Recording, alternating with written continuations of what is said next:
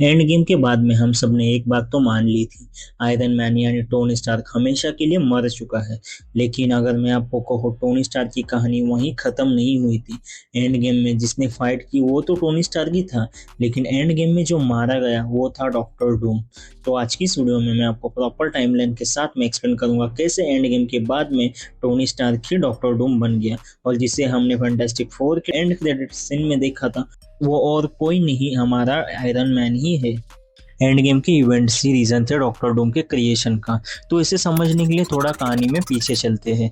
जब Avengers Endgame में Tony Stark and Captain America tesseract लेने के लिए न्यूयॉर्क के बैटल के समय पे ही टाइम ट्रैवल करके आ जाते हैं, लेकिन वही टेसरेक्ट लोकी लेके भाग जाता है। तो captain America and iron man decide करते हैं कि वो टाइम में और भी थोड़ा पीछे जाएंगे।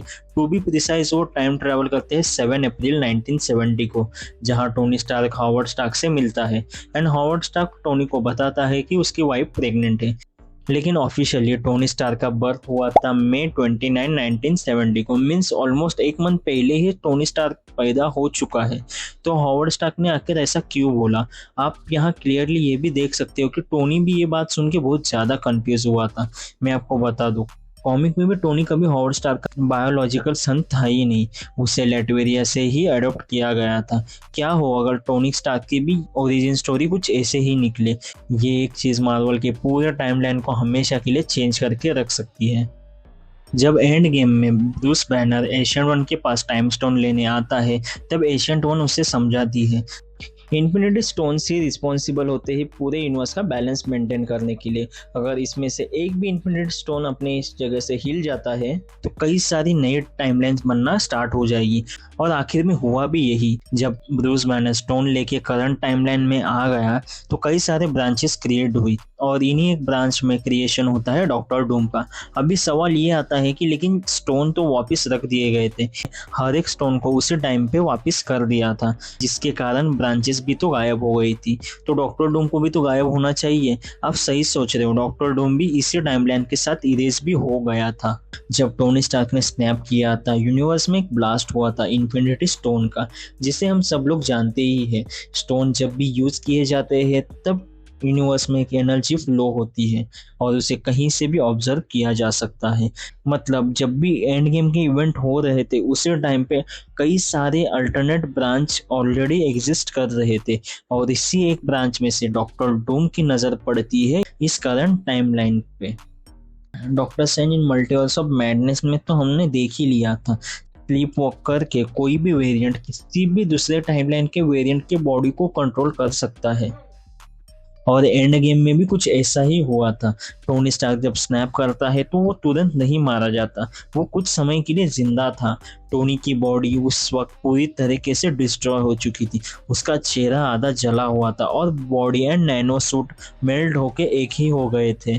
और ध्यान से सोचो, डॉक्टर डूम का अपीयरेंस भी कुछ हमेशा से ऐसा ही रहा है। उसका चेहरा हमेशा से डैमेज था और वो मेटल सूट नहीं पहनता था, वो उसका बॉडी का पार्ट हुआ करता था। ये थ्योरी यहीं से और भी ज़्यादा डार्क होना चालू हो जाती है। स्नैप के बाद में टोनी की कॉन्शियसनेस फेड होने लगती है।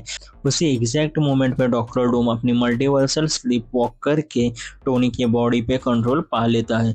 इसका मतलब ये हुआ कि एंड गेम के एंड में जो बॉडी हमने देखी वो टोनी स्टार्क की ही थी, लेकिन उसको ऑलरेडी डॉक्टर डूम कंट्रोल कर चुका था। और इसी मोमेंट से डॉक्टर डूम साइलेंटली एमसीयू के करंट टाइमलाइन में एंटर हो चुका है। हमने एंड गेम में आयरन मैन की डेथ तो देख ली थी, लेकिन किसी का भी ध्यान इस डिटेल पे कभी गया ही नहीं था। ये वही मोमेंट है जहाँ पे डॉक्टर डूम फाइनली एमसीयू का पार्ट बन गया। यहीं से टोनी स्टार्क अलग अलग यूनिवर्स में ट्रैवल करना स्टार्ट कर चुका है। जो नहीं जानते उन्हें बता दो, डॉक्टर डूम बहुत ही ज़्यादा जीनियस है। उसे साइंस, टेक्नोलॉजी, मैजिक, इन सारी चीज़ों का अच्छी खासी नॉलेज है। और डॉक्टर डूम जानता है कि ये दुनिया ख़त्म होने वाली है, इनकर्जन की शुरुआत ऑलरेडी हो चुकी है। और इसी वजह से डॉक्टर डूम कई सारी यूनिवर्स में ट्रैवल कर रहा है इसी प्रॉब्लम का सॉल्यूशन ढूंढने के लिए। और ऑलरेडी फैंटास्टिक फोर के एंड क्रेडिट सीन में हमने देख ही लिया था। और जो नहीं जानते उन्हें बता दो, डॉक्टर डूम कोई आम विलन नहीं है। मल्टीवर्स ट्रैवल करना उसके लिए कोई बड़ी बात नहीं है। तो दोस्तों ये थी मेरी फैन थ्योरी, आखिर कैसे आयरन मैन ही डॉक्टर डूम बन सकता है। एंड आप भी सोच के देखो यार, मार्वल क्यों ही रॉबर्ट डॉनी जूनियर को डॉक्टर डूम के रोल में कास्ट करेगी। अगर ये थ्योरी सच हुई तो भाई सोच के देखो कितना ज़्यादा क्रेजी सीन हो जाएगा, जिससे आयरन मैन को हम लोग एज ए हीरो के तौर पे स्टार्ट से लेके एंड तक देखते आए हैं, वही अगर डॉक्टर डूम का वेरिएंट निकले, ये चीज़ मार्वल के पूरे टाइमलाइन को हिला के रख सकती है। तो आपको ये मेरी फ़ैन थ्योरी कैसी लगी कमेंट सेक्शन में ज़रूर बताना। अगर ये वीडियो आपको पसंद आए तो इसे लाइक करना और अपने दोस्तों के साथ भी ज़रूर शेयर करना। हम ऐसे ही इंटरेस्टिंग वीडियो अपने चैनल पर डालते रहते हैं, तो हमारे चैनल को सब्सक्राइब करना मत भूलना।